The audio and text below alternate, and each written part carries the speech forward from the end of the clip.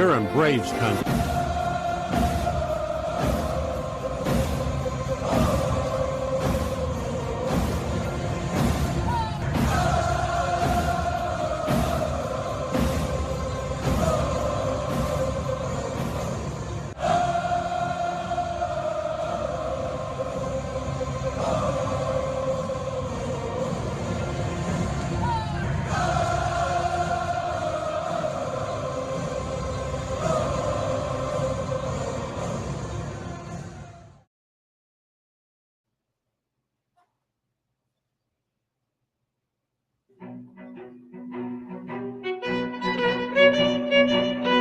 Hey, Braves Country, Mac McGee here for American Rebel Beer.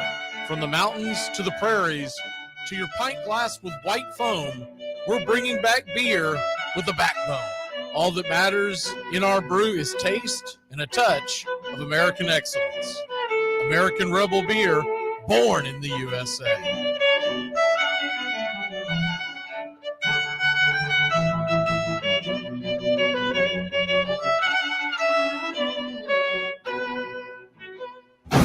You're listening to WQVZ, 1700 AM Mission Radio. For me and the Lord, we got an understanding. We're on a mission from God. Your home for Braves Country Radio. YouTube.com/@Braves Country.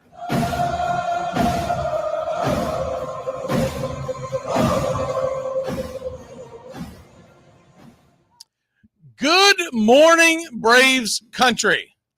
Doing these at 10:05. We'll be doing these on Fridays, also on WQVZ, just like the Armchair Quarterback shows, Thursday or Friday, depending on when the series begins. So the early part of the week, if you want to catch these on WQVZ, you can. And we're on a lot of other independent stations. We don't have time to put the whole list out, but we've been with them for quite some time. Used to be WQEE, and Ryan's back and at him, so we are glad to see that, and away we go here. We do the Braves Country today for the beginning of every series, so next week it'll be on Monday, but for the foreseeable future, the shows that come on late in the week, those will be on WQVZ. All right. We're going to do the good, the bad, the ugly. And we're going to start off with the ugly. The ugly is I kind of suspected there was something wrong when the guy makes a diving play and he isn't back yet. And I think he re-aggravated something that was already there. When Austin Riley made the diving tag on Ellie De La Cruz, and it was a great play at the time. I jumped out of my seat. I couldn't believe it because Ellie De La Cruz being so fast.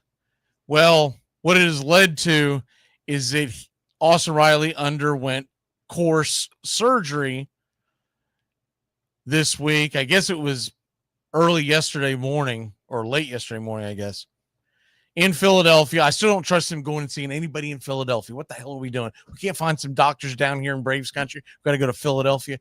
But anyways, he's expected to make a full return and be ready to roll in the spring of 2026, but his 2025 is over. Most of y'all have already seen that. That news is not new to anybody, but we have not been on the air talking baseball since that happened. So we do want to get that out of the way.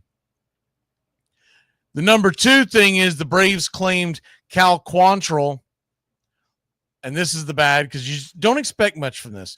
They claimed Cal Quantrill for waivers to the Marlins and optioned Dane Dunning back to AAA Gwinnett. And once again, it's the Braves trying to put the best foot forward they can as possible, but at the same token, they're trying to get through this year, and unless we just absolutely catch on fire, nobody is expecting this team to make the playoffs, so you're just trying to get through the season at this point, right? Well, there's that. And you look at all this stuff, and you realize that we are just up against it at this point. We are absolutely positively up against it. And to be able to get through this season, you're going to see a lot of these types of moves that you're going to be like, what the hell are they doing?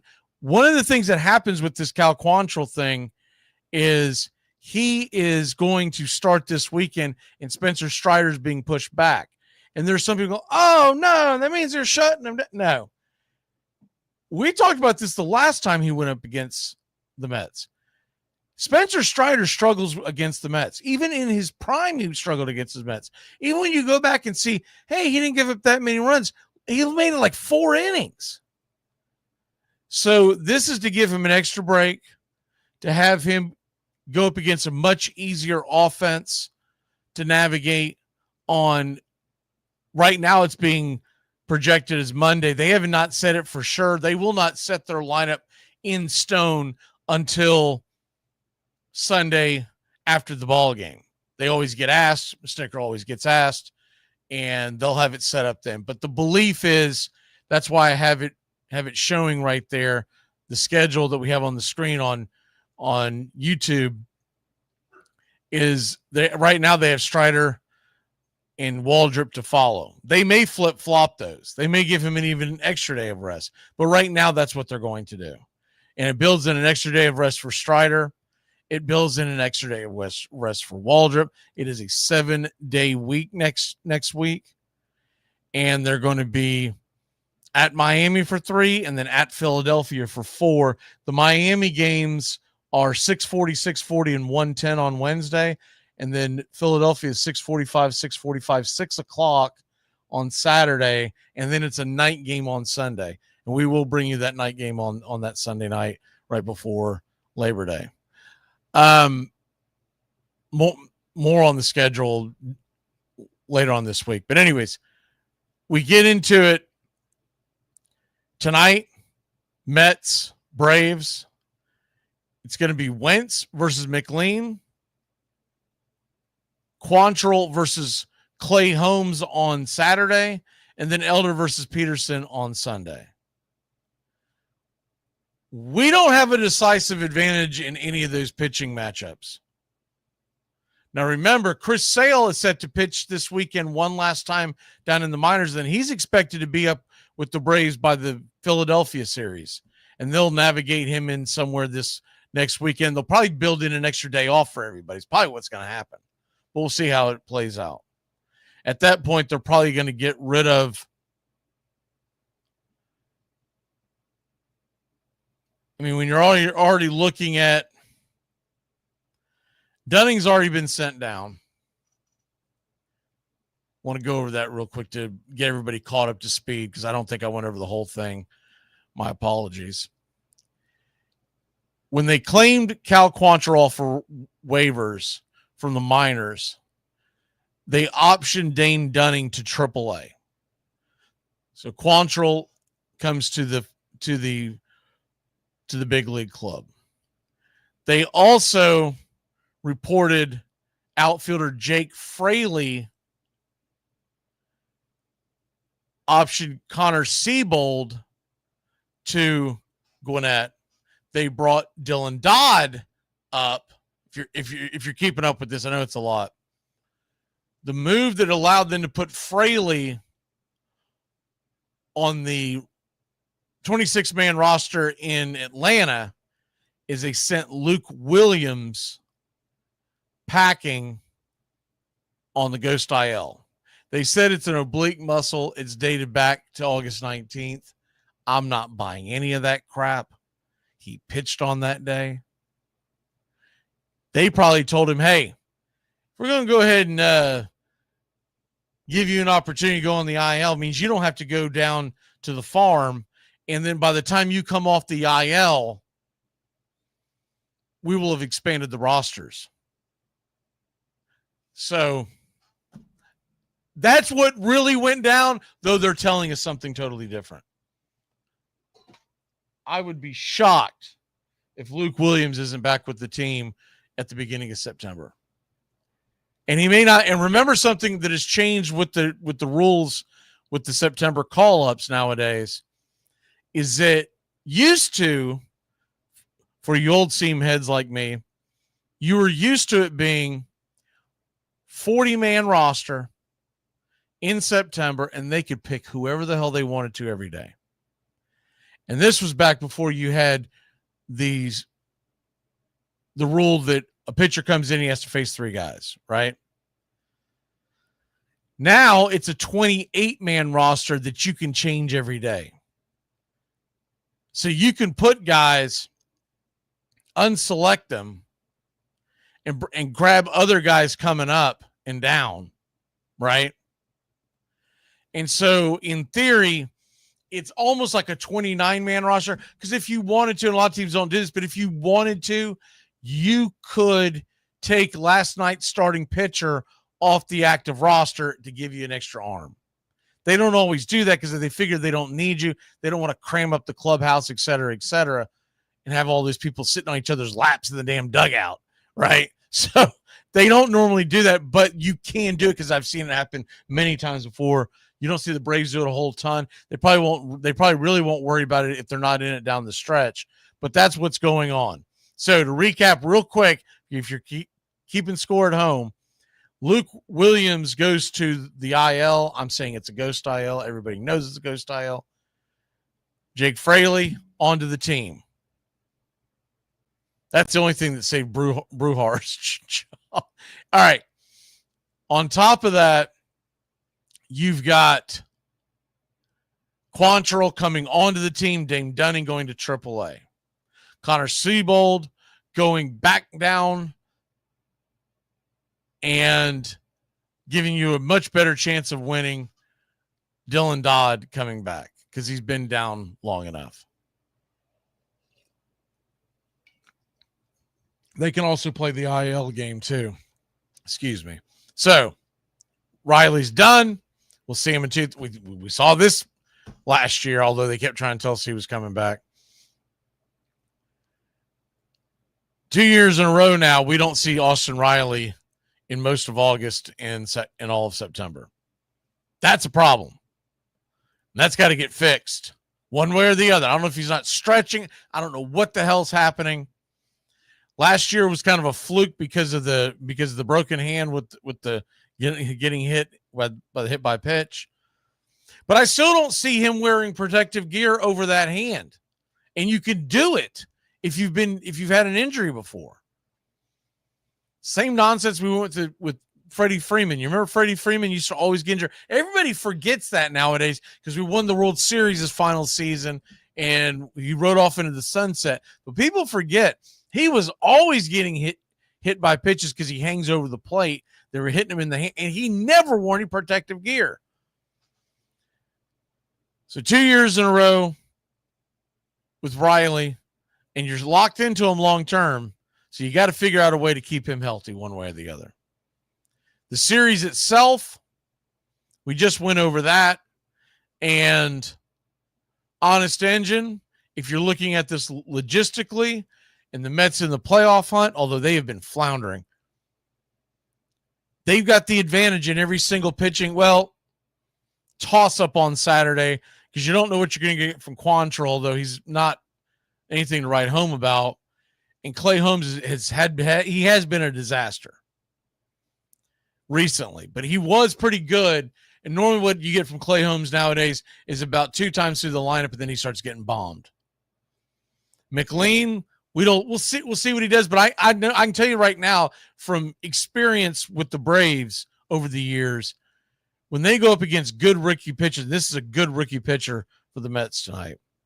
Typically, we see him first, second time through the lineup, he's coast through us, and then we'll eventually get to him. But this kid pitched lights out the other day. He's 24 years old. He's got some pretty good stuff, and he's going up against Wentz. I give us a decent fighting chance because Wentz is on the mound. And Wentz, if he's good Wentz, we got a real chance. If he's bad Wentz, lock the doors because all hell's about to break loose. Elder versus Peterson, I've lost all faith in Elder.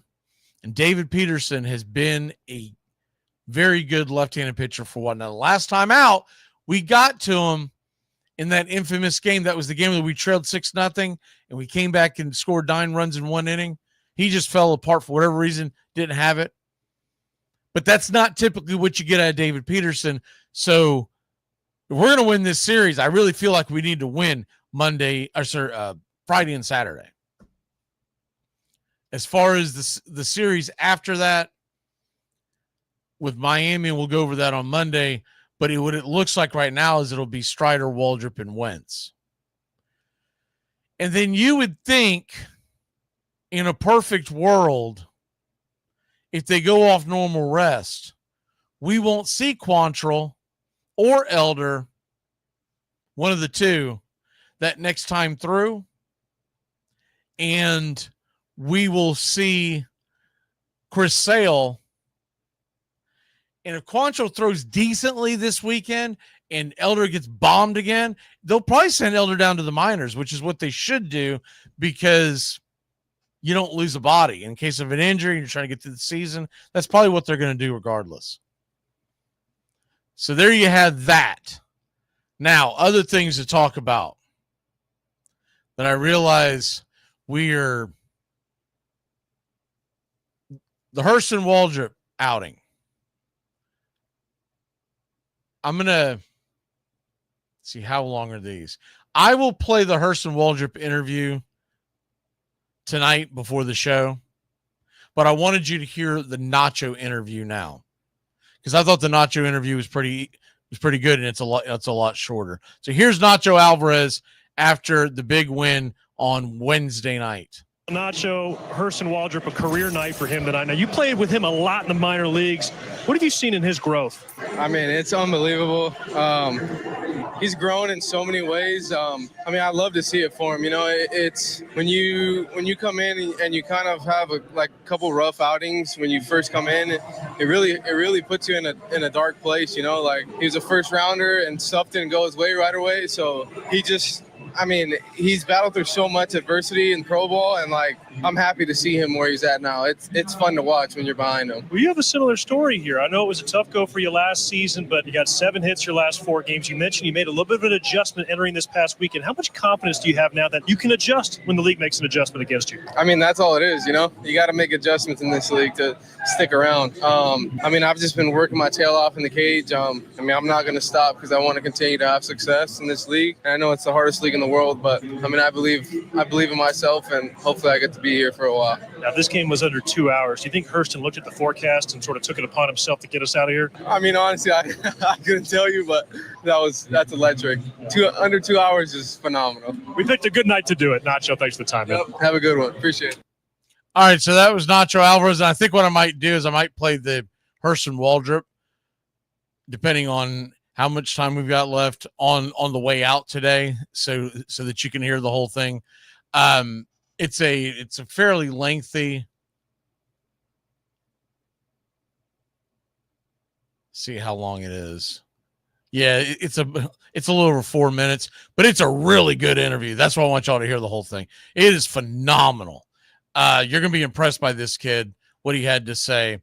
And one of the things that he talked about, and I do believe that this is something that should be paid attention to, is that he started throwing his cutter down in AAA. And he accredited that to his AAA pitching coach, because he doesn't throw the 4-seamer anymore. And what he was trying to do is if this makes sense, the cutter. So if you're looking at me, it cuts in on left-handers, it cuts away on right-handers. And he wanted something with the little bore movement that wasn't, because what was happening with the 4-seamer, it was fine on the farm, and then he'd come up in the majors, and these major league hitters were thwacking it, because it didn't matter that he could hit mid to upper 90s on the fastball. There wasn't movement. And we've talked about this for a long time, but it doesn't matter how fast you throw the ball. That's why everyone gets obsessed about Spencer Strider's velocity, other people's velocity. They're missing the big picture. The big picture is location. And if you have a cutter, that's why Mariano Rivera is the greatest closer of all time. He had the best cutter that's ever been thrown. He threw that. That was the only pitch he ever threw. Realistically, every great once in a while, he would veer off from it just to get you off balance. But realistically, most outings, Mariano Rivera had one pitch and you couldn't hit the damn thing. Now, you only saw him for that one inning. You couldn't make adjustments, and the rest is Hall of Fame history. but he's got a cutter that was moving the other night. It's not a Mario Rivera cutter, okay, but it was for a starter. It was pretty damn good. And then plus he was just placed. It wasn't just that. A lot of people are getting bogged down into the fact that he's got the cutter over the four-seamer, but it should be noted. But it was the fact that his entire command was really good. Now, it was funny because one of the knuckleheads on X was going to try to say that it had anything to do with Sean Murphy behind the plate, and he must not have watched the presser that I'm going to share with you, because immediately people came out and go, "What are you talking about?" He just said it was his AAA coach that it had to do with the development down there, and the idea that Sean Murphy fixed anything coming up from AAA is it's a joke. It's a joke. That's why the guys down in AAA and AA are so important, because they're all about development. When you get them up into the majors, it's about fine tuning and also managing them as people. But down on the farm, that's why I still say to this day, it's not that Brian Snicker is not an elite coach. He is. But he had so much more value down on the farm because he had the patience to talk to these kids, to develop them, et cetera, et cetera. He's just not a great in-game coach, manager up in the major leagues. That's why they refer to them as managers up top, and on the bottom you frequently hear them talk about their coaches, because they're literally being coached. By the time you get to the major leagues, you don't have time to be coached that much because you're expected to perform. And so with that being said, it's pretty interesting that because a kid who was basically drafted off of his four-seamer has abandoned it. And what I will say with this, and not this year, but what I would like to see in the future is that he brings that four-seamer back to keep you off balanced again. You don't know what's coming at you. Is the ball going to cut or not? But right now it's working, so don't get in between his ears. So I just wanted to point that out because man, I swear to God, there are so many knuckleheads, just immature knuckleheads that get on the different social medias, and specifically in Braves country. If you go on X, they have like weird rivalries and arguing and infighting, and I think they're all delusional and think the Atlanta Braves are going to hire them for something. But they are just infighting all the time and trying to get a pecking order. And it's weird. But that was one of the weird arguments that's going on. Once again, if you're just joining us, Spencer Strider no longer will pitch this weekend against the Mets.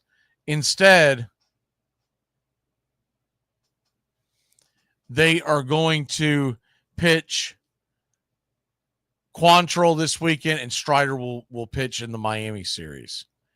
Let me see, what else do we have going on here? Oh, one of the things couple of things. One of them, Craig Kimbrell was signed by the Houston Astros. He was in the Texas Rangers organization, and he asked for his outright release. He wants to pitch in the majors. He wants to compete. He wants to win. He's going to Houston. I wish he was going somewhere else, but I wish him all the luck in the world, and I'm going to pull for him. I'm still a big Craig Kimbrell fan, and he's going to go to a Houston bullpen that's going to give him a real opportunity to pitch, and not that phony baloney nonsense that went on in Atlanta where he pitched one inning, scoreless inning, I might add, on the road that we needed, and then they released him. And I still think that didn't help with the locker room. I mean, they've made a lot of boneheaded mistakes.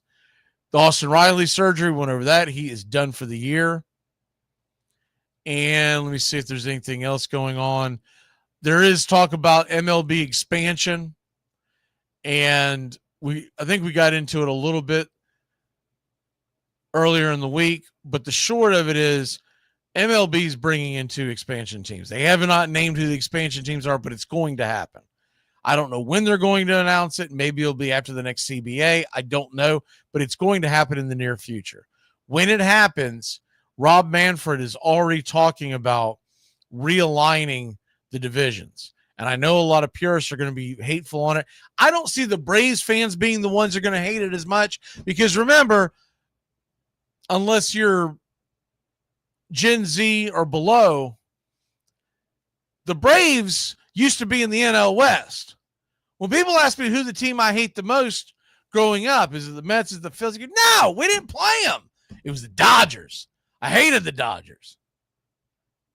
That's the team that I grew up just despising because they were always in our way in the NL West. I wasn't a big fan of the other teams in the NL West, but the Dodgers are the team because they were always winning the damn division. They were the team I hated the most. I guess you could say we had a little bit of rivalry with the Padres, with the fights and everything, but they sucked in the 80s, so it really wasn't a big deal. The Giants, what little bit you might have hated them for, the last season we were in the NL East, we chased them down like dogs, and they choked away the playoff berth. So, with all that being said, I don't think it's a big deal for the Braves, and I think it's a huge deal to help the Braves. Because think about this. Everyone's going to say, no, I want to play the Mets. No, I want to play the Phillies. Come on, let's go. Shut up. You don't know what you're talking about. When it comes to the financials of Major League Baseball, the simple fact of the matter is that until they come up with a hard salary cap, and even though they're threatening it in the new CBA, I don't see it ever coming to fruition because the players are convinced that a salary cap is going to hurt their earning power. Even though with the salary cap, they would give a salary floor, which means you would force teams that never spend, Marlins, Rays, Pittsburgh, you would force them to spend X amount of money, but they don't want that. But it's the only way to make the entire league even. If you're never going to have that, then your only other option is to put the teams who are in similar financial markets together, meaning it's all based on population. So there's a reason why the Yankees, the Red Sox, the Mets, Philly, Washington, D.C., though they're not spending like that right now, they have the capabilities of it in the near future, and they have in the past. All those teams up there, they should be playing each other. And they should be playing each other because they have similar dollar amounts to draw from. You put us in a division with the Rays and the Marlins, and then you're going to grab a fourth team. It would either be an expansion team like in Nashville, although I think it's much better to put Nashville in the market with St. Louis for a ton of reasons. Put Nashville, St. Louis, the Cubs, and the White Sox all together. That's just my take on that. But you could put the fourth team doesn't really matter. There have been talks about Charlotte. So if you put a team in Charlotte, maybe you put that team in with the Braves. I don't see Charlotte getting the team, but they could. But you give me a division where there's four teams and there's us, Tampa Bay, Miami, and then whoever the fourth team is, they throw in there with us. We'll just say for argument's sake right now, we'll just say it's Kansas City, right? Or maybe Nashville. I'll take our chances any damn day of the week in that division to be able to compete financially out there in the market. And then at that point, you only have to worry about winning your division. There would still be wild cards. You'd still have at least two wild cards because it would be set up similar to what the NFL used to be, which was 4 division winners and 2 wild cards. 6 teams make it. That's more than enough in Major League Baseball. You don't need any more than that. They're not going to put the ketchup back in, or the toothpaste back in the tube, or the ketchup back in the bottle. So they're not going to go to less before anyone starts going, no, I think there should just be division winners. Blah, blah. They're not taking money off their table. It's not going to happen. I would love that. I've been clamoring for that for about about 30 years. When I started seeing where it was going, when Ted Turner sold the Braves about 30 years ago, I was like, well, there we go. Drunk billionaires off the table. Now it's going to be ran like a business, and they're going to cut every single dime and corner when AOL bought it before they sold it to Liberty. The point is, we would have a very strong advantage in whoever you put us in with. Nashville or Charlotte would give you a bit of a fight financially, but you'd be neck and neck. They wouldn't dwarf you. In fact, Atlanta would have just a little bit more of an advantage, mainly because they've been around longer, the Braves organization. So if that happens, what they're talking about, to give you an idea, you'd have the Mets, the Phillies, the Yankees, and probably the Red Sox all in one division. DC, the Washington Nationals, we'll see where they put them at. But if they end up moving one of these Florida teams to Montreal or giving Montreal an expansion team, then that kind of goes hand in hand. You put Washington and DC, or Washington and Montreal together.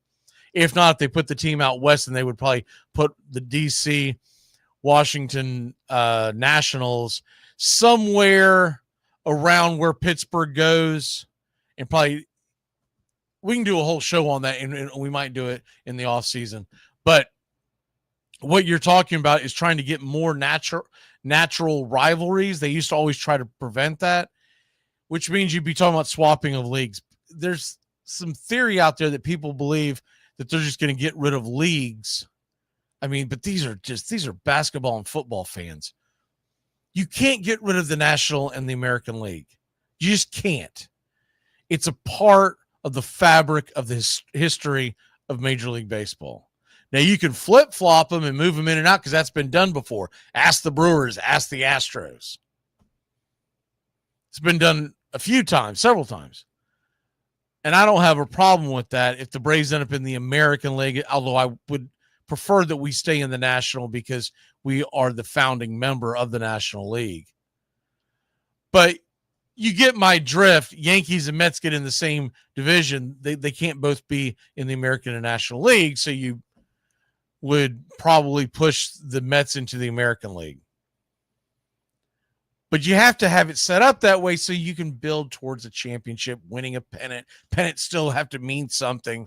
You can't just totally just knock the whole thing down and go all live golf about it and see, well, we're going to change things. They're going to go all Cracker Barrel about it and change logos and just basically run off our core fans. That's not going to happen. But I think it's an interesting development that looks like it's going to happen in the near future.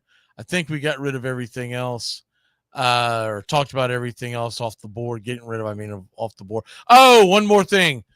Lopez, Schwellenbach. I think it was Mark, but I can't remember who it was, saying he saw they were going to pitch. And I said, I don't know where you got that from. I looked it up. They're being shut down. They were shut down. There is a hope that they can throw some live batting practice by the end of the season, but not. So whoever wrote that, just delete them from your page because obviously they're morons and they don't know what they're talking about. Or it's clickbait. And either way, I would delete them from following. They're saying that right now, Lopez is throwing off a flat ground 150 feet. And he says he has no desire to return as a reliever.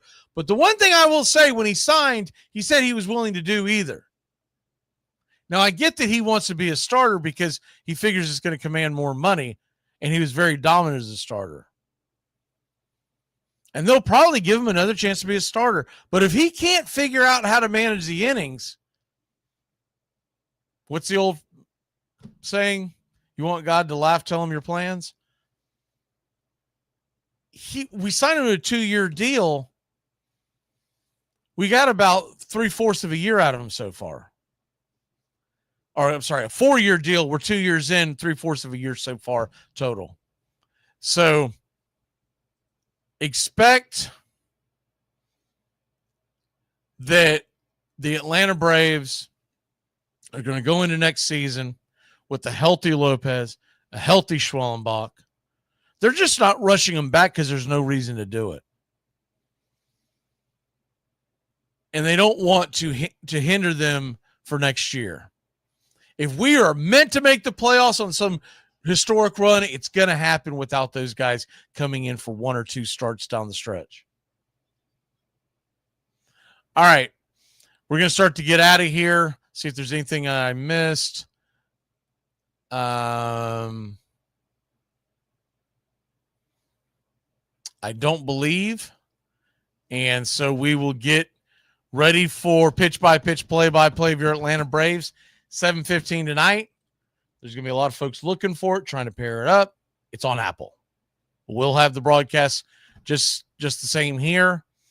And that's one of the reasons why we are here for you. Yeah, exactly. Way to go, Cracker Barrel. Way to Bud Light yourself, buddy.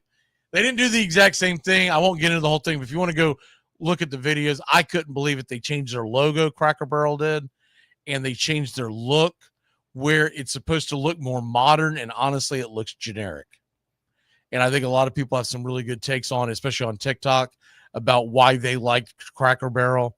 I can't believe I'm even talking about this because I could care less. I haven't been to Cracker Barrel in years because I worked at one coming up in the restaurant game years ago, and it was okay. It just wasn't my cup of tea as far as the culinary route that I wanted to take.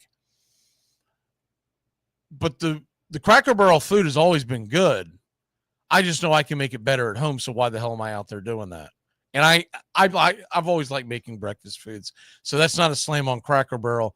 It's the fact that I don't like getting breakfast elsewhere because I know how I want my omelets made. I know how I want everything made under the sun when it comes to a country breakfast. But people like that because a lot of people, A, they don't know how to make it, or B, they just simply don't have the time, or C, they're traveling. And they always had that homey feel. You go in there, you felt welcome and you felt warm. The one thing I can say about it is that I don't think I've ever had a bad experience here, all in all, as busy as they've been. And you just got to go see these videos. They are, it's a disaster. They have absolutely, and the CEO got on like Good Morning America, and you can tell that she doesn't know what the hell she's doing. And I seriously doubt that she grew up on it. It seems like to me she was hired because of her background and other things. And I've worked in the restaurant business forever. And I can tell you this from experience. There are certain people that make decisions in these restaurants that don't know what the hell they're doing, but they got a degree in restaurant hospitality in college, not even at an actual culinary school, but in college. And they think they know, and they don't know. And they don't do things functional, and they honestly don't understand. And you eventually, what's going to happen? She'll get fired. Just bet it. Incoming 6 to 8 months, the sales are going to be in the dumper, and they're going to be looking for another CEO. But she's getting her flowers right now going on the Today Show, and she was trying to tell what's his name, Strahan, ex-football player, about how much great feedback she was getting from the managers from the stores. And I'm like, you're not listening to the people that actually pay your bills. You got to listen to the people no matter where you're at. Baseball, football, Cracker Barrel. If you're not putting butts in the seats, you're going to go bye-bye, because this is still capitalism at its finest. We'll see you next time, Braves Country.